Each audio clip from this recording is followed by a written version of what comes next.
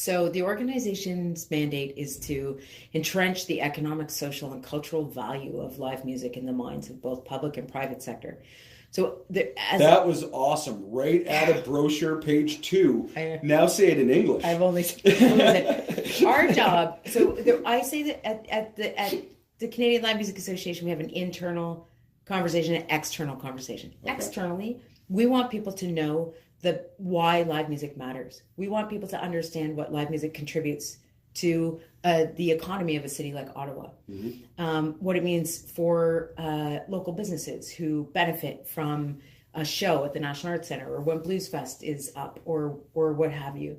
We want people to understand how live music impacts our quality of life, how we feel when we see shows, what the social implications are, and to recognize all of the work that have gone into the countless studies that demonstrate that live music makes us healthier and smarter, exposure and exposure to and participation in, and how live music defines us as a country, how we're able to grow careers of our artists who then go around the world and talk about the amazing country that is Canada, or our emerging artists, or our artists who never leave their home market but play that same club every Saturday night and change people's lives because they're playing cover songs that make them want to dance. Mm-hmm. I mean, this town is great for that. So for all of those things. So we want to have that conversation, and also we want government to understand how policy at municipal, provincial, and federal policy, not just cultural policy, but economic policy, can reflect and support and help grow the live music industry. I always say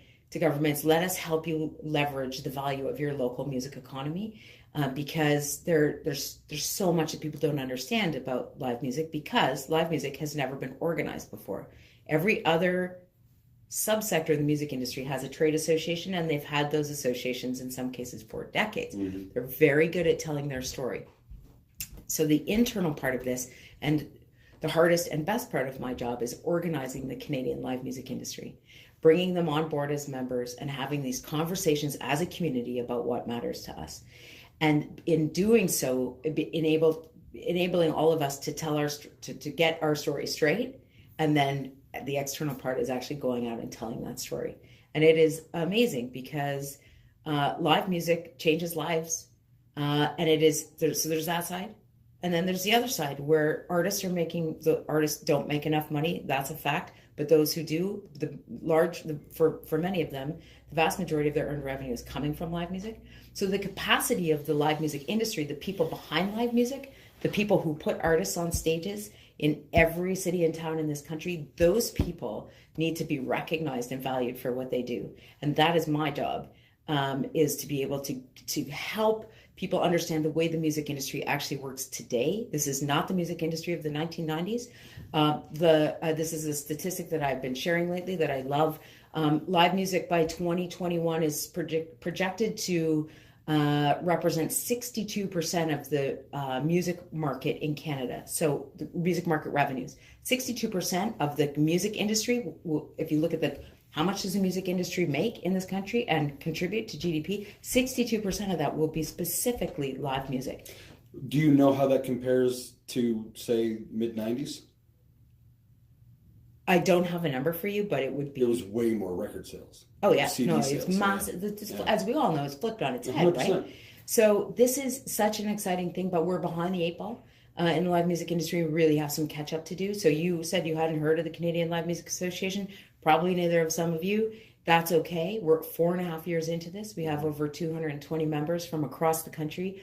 And we are active on things like cannabis legislation, on ticket resale legislation, on building better relationships with SOCAN and PROs. And again, helping governments like our Ministry of Tourism, Culture and Sport in the province of Ontario understand when they invest in the music industry, what the ROI is when they're working specifically with live.